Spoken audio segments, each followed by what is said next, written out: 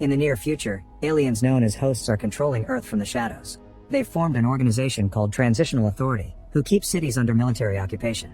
Transportation passes are required to travel, curfews are very strict, and people who misbehave are sent as slaves to a place known as the factory. In Los Angeles, Will puts some cargo in his work van, but his secretive ways show that this isn't a routine delivery.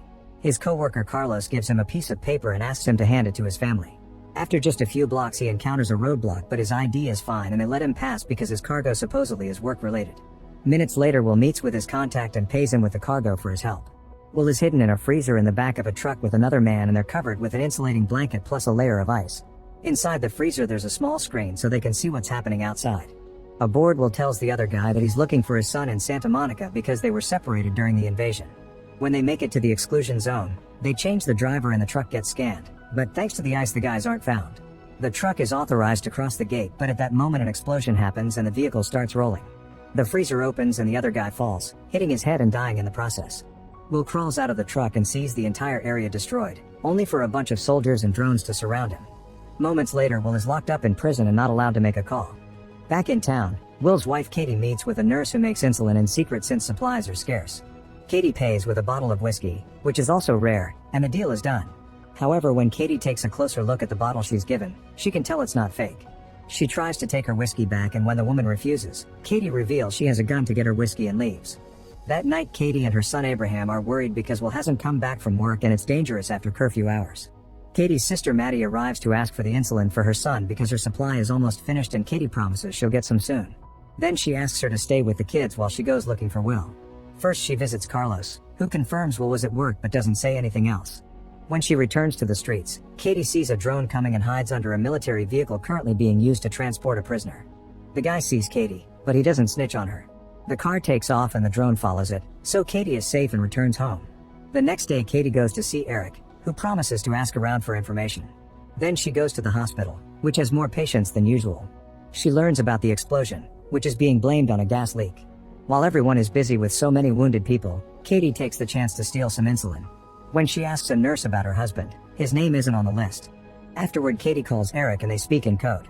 He confirms the bomb had been a rebel attack, but Will being there had been a coincidence. Eric also tells her that rebels from the other city picked up Will, so he should be fine.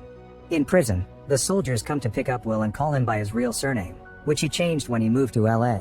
He's taken to proxy Governor Snyder, who wants Will to give him information about Jeremino, the legendary leader of the resistance. After watching the lights the aliens put up in the sky every night, Snyder threatens to kill Will's family if he doesn't cooperate. A few hours later the soldiers drop Will at his house. The family is happy to see him, but as soon as the couple has a moment in private, Katie scolds him for what he did and freaks out when she hears he's considering helping Snyder. The next morning they find Snyder cooking in their kitchen surrounded by soldiers. He offers them many great things like good food, tutors for the children, and overall protection if they help him. Snyder even implies he may find their lost son, so Will takes the job. Sometime later a drone follows Carlos around and the soldiers show up to arrest him. His family sees this from inside their RV and hides inside a storage compartment under the bed to save themselves. At the same time Katie meets with the resistance and tells them that now she has access to enemy intel, thanks to her husband's job. Afterward she goes to her old bar, which she had to close after the invasion, but now she can reopen it, thanks to Snyder's deal. Eric comes to see her and explains they need to know how close the enemy is to finding the bomber. Meanwhile Will is given a new ID card and meets his new boss Phyllis, who gives him his first case. He must find and arrest Andrew, the guy behind the bomb. He's also introduced to Agent Bo so they can work together on the case. After Will gets a gun, the duo goes to see Andrew's girlfriend, who pretends she doesn't know anything. However, when Will and Bo go to check the back door, they see Andrew trying to escape. Will chases him through the building and they burst into an apartment, taking the chase through a window. They carefully walk on some beams but Andrew falls and Will jumps after him to finally catch him while a drone watches. Later at the detention center, Will is shocked to see Carlos in a cell. He learns that their other co-worker was killed and Carlos was captured because of the cargo he helped Will steal. Feeling guilty, Will runs to Phyllis and tells her to release Carlos as an informant because he needs contacts on the street, but Phyllis refuses. Then Will goes to check on Carlos' family and even looks inside the hidden compartment, but they aren't there. At the same time Carlos' family shows up at Katie's home asking for help. Katie goes to ask Eric for support but he refuses, saying that the resistance doesn't have the resources to help people. When Will arrives home and finds Carlos' family, he and Katie immediately take them to get new IDs. On the way they're stopped by a security patrol, who apologize and let them carry on as soon as they see Will's government card. They make it to an illegal workshop and while they wait for the IDs, Katie asks Will about his day and learns that Andrew was arrested. Once the IDs are ready, Carlos' family is taken downstairs to hide with other refugees. Moments later, Katie meets with Rebel Quail and tells him what she knows about Andrew. Quail explains that Andrew could lead the soldiers to the resistance, so she needs to keep an eye on any intel coming from Will to help them be ready to hide. In the evening, Will returns to the detention center only to discover Carlos and all the other prisoners were sent to the factory. He goes to complain to Phyllis, who reminds him cooperating with the aliens is actually what has given them decent lives and that's why she does this job. Humans don't have the technology to fight back, so resistance is foolish. She agrees to give Will at least 2 minutes with Carlos, so Will runs to tell him that his family is safe. However, Carlos still hates him for joining the enemy. When Will goes home, Katie comforts him. The moment is interrupted by a call from Bo, who informs him they've found more bombing suspects. Katie overhears this, so after Will leaves, she calls Eric to warn him. Minutes later, Will and Bo arrive at the address Andrew gave them. They go inside and find all the bombers dead of a shot in the head. There's also the word Geronimo painted on the wall. Will now thinks his office has a mole. At the factory, Carlos and the other prisoners are told to strip, then put through an ultraviolet and chemical shower. Afterward, they're dressed with surgical gowns and masks before they're taken to a mysterious room. The next day, Geronimo pretends to be a homeless man wandering around to enter an abandoned building, where he sets up a small radio transmitter. Then he begins broadcasting, sharing all the atrocities the government has done and telling people to fight back. One of his many listeners is Abraham, who records all his messages on tapes. The soldiers are tracking the broadcast, but by the time they arrive at the building, Geronimo is already gone. In the meantime, Katie meets with the rebels for a mission. They give her a gun and everyone hides their faces. Minutes later, 2 soldiers accidentally hit a man on the road with their truck, but when they come out they discover it's a doll. The rebels jump out to ambush them and Eric takes a soldier's radio to call for help. He also shoots in the air for extra realism. Katie is timing everything with watches since they want to know how long it takes for backup to arrive. At that moment, some soldiers jump out from the back of the truck and attack the rebels. A gunfight ensues and Katie hides while all the soldiers get killed. The rebels win the fight, but Justin receives a shot to the chest in the process. Katie tries to help Justin, however Eric pushes her and shoots Justin out of mercy. As random locals start stealing the food from the truck, the rebels run to hide before the drones arrive. They shoot the robbers down while Katie stops the watch. When Katie arrives home, the kid's tutor Lindsay notices she's quite shaken and disheveled.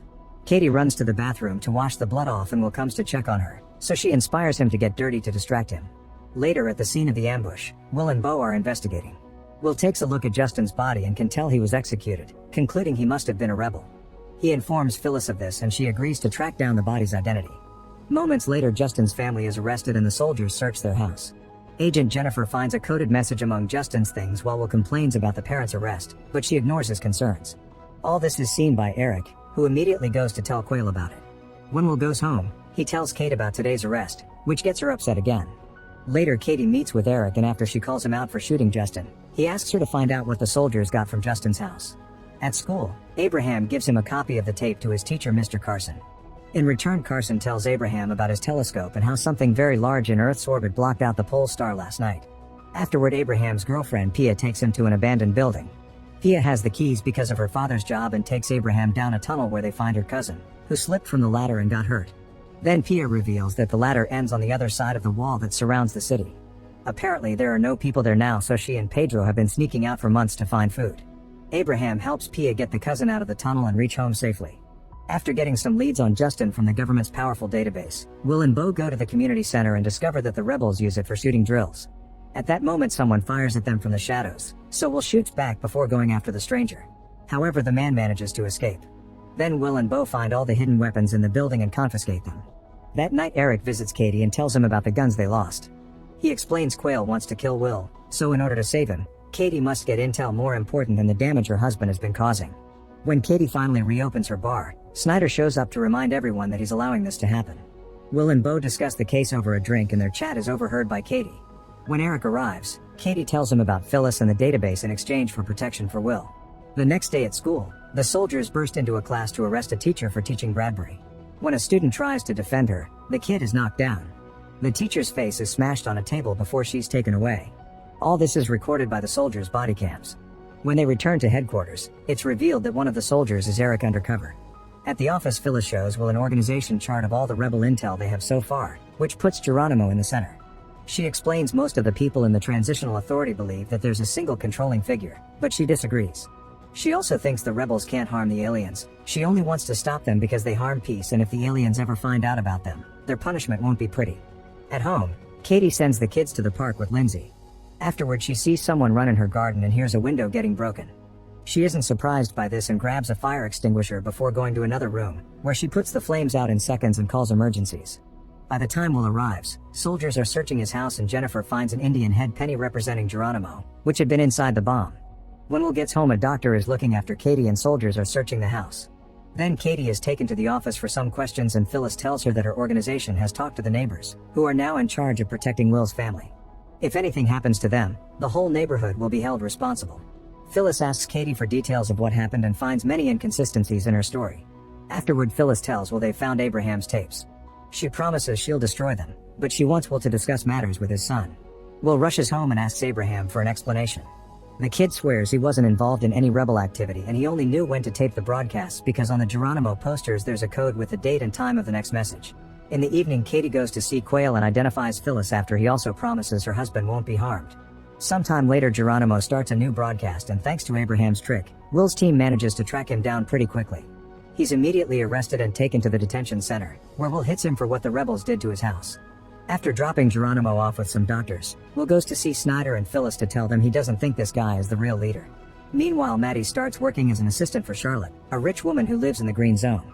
One afternoon, she hears that Charlotte doesn't have enough art pieces for a delivery, so she tells her about the gallery she used to work at before the invasion. Charlotte sends her people out and when they return with more art, she wants to know more. Maddie agrees to tell her about all the art places she knows in exchange for a guaranteed insulin supply for her son, which Charlotte agrees to. After Charlotte leaves the room, her husband Nolan arrives and flirts with Maddie. Later, Jennifer, Bo, Will, and the soldiers search a deserted area because Jeremino told them that this is where he got the scripts to broadcast. Bo finds a tunnel hidden behind some plants and Will realizes it goes to the Green Zone. That night, Phyllis shows up at the bar and reveals she knows Katie works for the rebels, showing her pictures as proof. Phyllis then announces that Katie works for her now.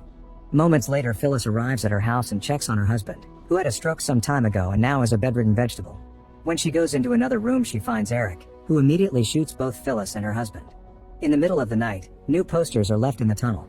A group of teenagers find them and start putting them up around town. The soldiers try to catch them, but the teens are faster and get to escape.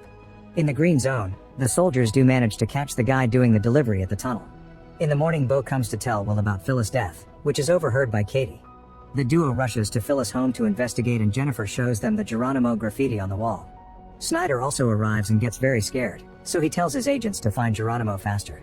Then Will goes to the office and pressures the captured teenager until he reveals who gave him the posters. Soon Will, Bo, and a group of soldiers are bursting into the boys' home. They find a hidden passage behind a painting in a room filled with printed equipment. There's a man and a woman, and both of them swear they're Geronimo. Meanwhile, Pia takes Abraham beyond the wall. The old city is badly damaged from the invasion and there are no people left. They find a warehouse full of supplies and steal a bunch of stuff while sharing some kisses. Afterward, Abraham brings some rare markers for his sister and promises Carson that he'll find him the parts he needs to make a more powerful telescope. Later, Snyder announces to the general public that Geronimo has been captured. However, when he goes to the detention center for the interrogation, it's quite clear that there isn't a real Geronimo. There was never an amazing man who started the rebellion. It's just these two people who sent out posters and radio broadcasts to inspire the locals. In private, Will accuses Jennifer of being the mole, so an angry Jennifer retaliates by sharing Phyllis' suspicions about Katie. When Will gets home, she asks Lindsay for details about the day of the bombing. Then he visits Katie at the bar and asks her about her private talk with Phyllis, so Katie lies about what happened. That night, Will searches the bar but doesn't find any evidence besides a book. Since Snyder promised the public a show, he makes a deal with the first Geronimo they caught, whose actual name is Luis. If he confesses he's Geronimo during the trial, Luis will only pretend to execute him and move him to another location. A desperate Luis agrees. For the next few days, Luis' trial is televised and he's given a death sentence. Snyder acts as the judge and goes back on his deal, making the soldiers hang Luis for real in front of everyone. After the event is over, Snyder leaves with Will in his car while a convoy of soldiers that includes Eric protects them. One of the streets is blocked by a rebel disguised as a worker, so the cars have to take a different route. Suddenly, Eric shoots the window to make the car stop and causes Snyder's vehicle to crash against it. As Snyder's driver passes out, Eric starts killing the soldiers in his car while Katie keeps an eye on the time nearby. Another car arrives full of soldiers, but it's actually the rebels in disguise. They shoot black paint at Snyder's car to cover the windows before tearing off a passenger door. Will and the bodyguard immediately open fire, killing a few rebels. Then Will jumps into the driver's seat and Eric can't shoot him because he promised Katie, which allows Will to drive away after the bodyguard gets shot too. Katie announces the time is almost over, so the rebels have no choice but to leave.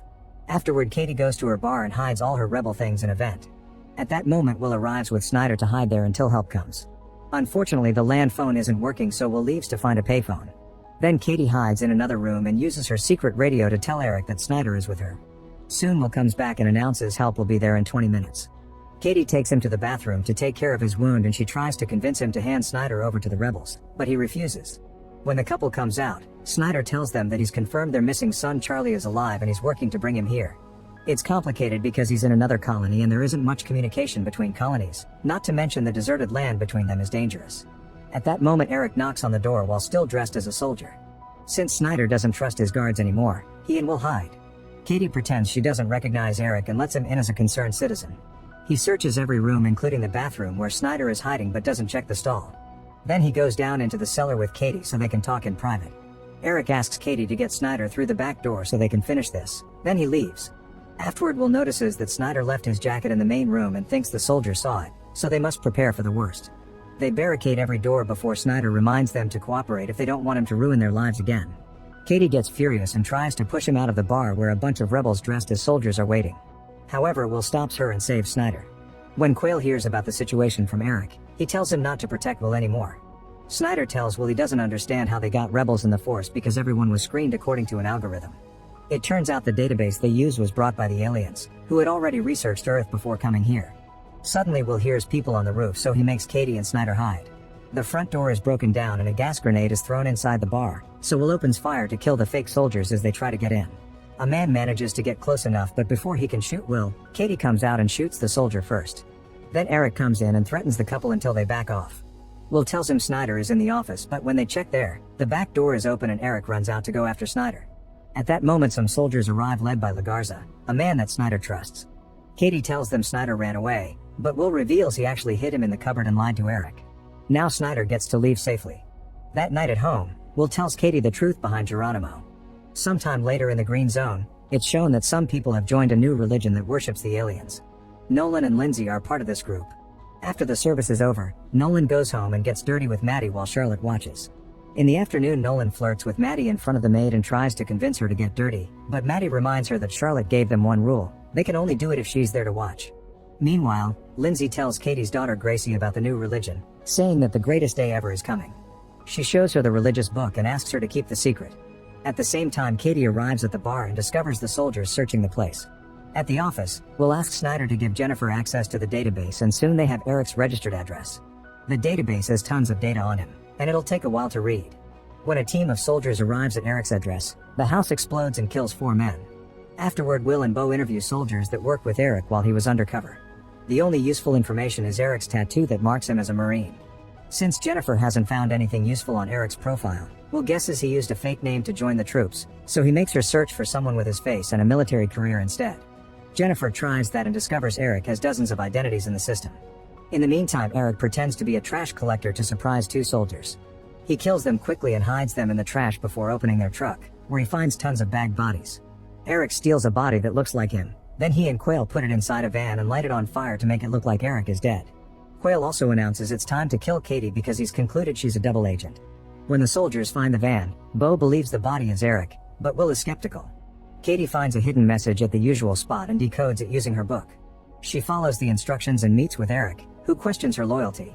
In return, Katie questions Quayle's orders and tells Eric the truth about Geronimo, which means Quayle has been lying to them about receiving orders from a mighty leader.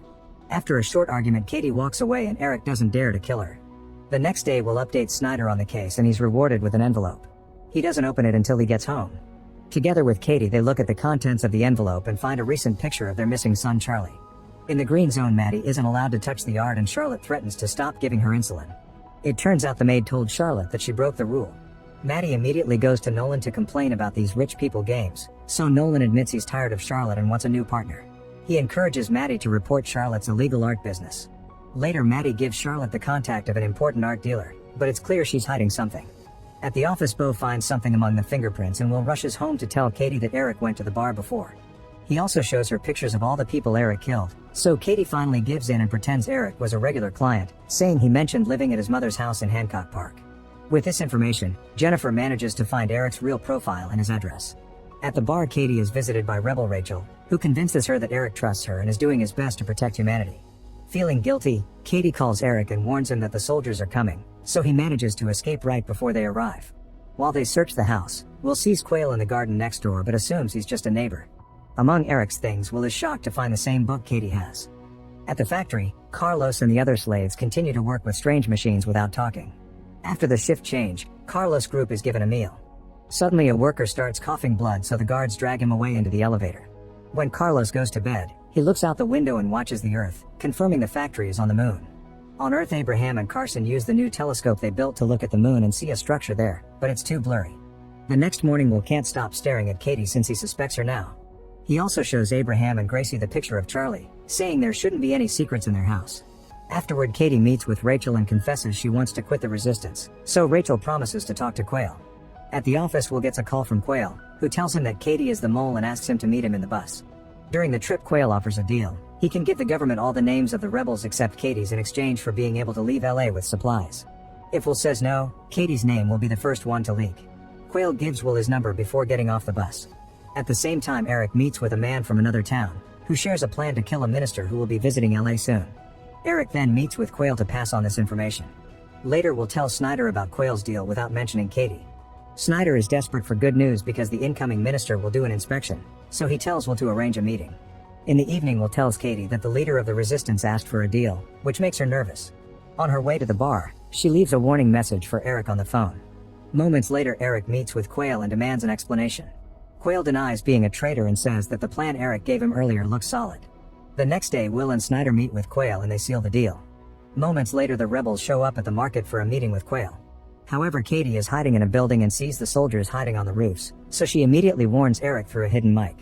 Then she throws some firecrackers in the middle of the market, causing everyone to panic and run away. Eric gets to escape and Quail is rescued by the soldiers while Lagarza opens fire, killing a few people including Rachel. At the office, Jennifer finds Quail in the system and discovers he used to be CIA. Snyder cancels the deal and wants him to be interrogated. Will announces he'll pick Quail up, but when he arrives at the same house, Quail starts taunting him by talking about Katie. Will immediately shoots him and the two guards, then Bo agrees to help him plan a cover story. Afterward, they tell Snyder that Quail was already dead when they got there. Downtown, Katie and other civilians are horrified to see a bunch of bodies hung under a bridge. It's Rachel and her two sons with signs that say terrorist. Eric reminds Katie this is why they fight. That night, Will tells Katie that she doesn't have to worry about the leader as an indirect way to say he knows she's a rebel and that Quail is dead. A few nights later, citizens are launching paper hot air balloons with pictures of the people they lost during the invasion. Soon the soldiers arrive to remind them of the curfew and push a man to make him go home. Suddenly someone fires from the shadows and a soldier falls dead, so the rest of the team gets violent as they fight the civilians to send them home. In the chaos, a kid cries as his father gets arrested. The next morning, Will and Bo find multiple dead soldiers all over town. The duo goes to see Snyder and tells him they have information that operations are being directed from the other side of the wall. Snyder is skeptical but agrees to let them go as long as they take Lagarza with them. Meanwhile, Eric introduces Katie to his informants and they discuss a plan for the ministry's visit. When Katie asks how they get all this intel, they show her a little drone shaped like an insect. That night, Eric teaches Katie how to be a better shooter. Soon Will, Bo, and the soldiers are allowed to cross the barrier and reach the destroyed town outside the wall. They search an old building and on the top floor, Will plants a map before he and Bo start shooting at random objects. Will calls Lagarza pretending they're in trouble and need backup. Will runs outside and comes back in when Lagarza arrives, pretending he tried to chase the shooters and lost them. Lagarza finds the map and takes it to Snyder, who informs them that other soldiers found a tunnel under the wall and it'll be sealed. Since Will is secretly planning to use that tunnel to escape, he convinces Snyder they should set a trap instead. The next day, Snyder shows up with his soldiers at Nolan's house and arrests Charlotte for her illegal art deals. Charlotte tries to blame Maddie, but she says she's just an assistant. Snyder agrees not to get Nolan involved and puts all the blame on Charlotte, so later Nolan thanks him by bringing him the secret proposal to replace him that is going around the green zone. That night, Katie is chatting with Gracie and is weirded out by the ominous things she says, so she finally checks the book her daughter is reading and discovers the weird religion. When Will comes home, Katie shows him the book, but Will isn't bothered because he has a plan to help the whole family escape the colony. Katie freaks out and they start fighting as they both accuse each other of lying. In the end, Katie announces she wants to keep on fighting and refuses to leave with him. Afterward, Will meets with Bo and tells him to escape without him. Meanwhile, Eric and Katie arrive at the subway station and start killing every guard they see. Since this place is empty at this hour, they're done in just a few minutes, although they notice some guards are wearing different uniforms. Then the duo opens a hole in the well to let the other rebels in and they install a bomb on the tracks. When the VIP train arrives, it hits the explosive and instantly blows up. The team then searches the train, and among the dead guards, they find a strange robotic suit with an alien inside. The next morning, Will, Jennifer, and all the soldiers are told that the rebels kidnapped an alien.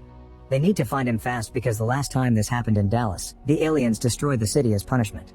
Meanwhile, the rebels are escaping on a modified car that runs on the train tracks while discussing what to do with the alien.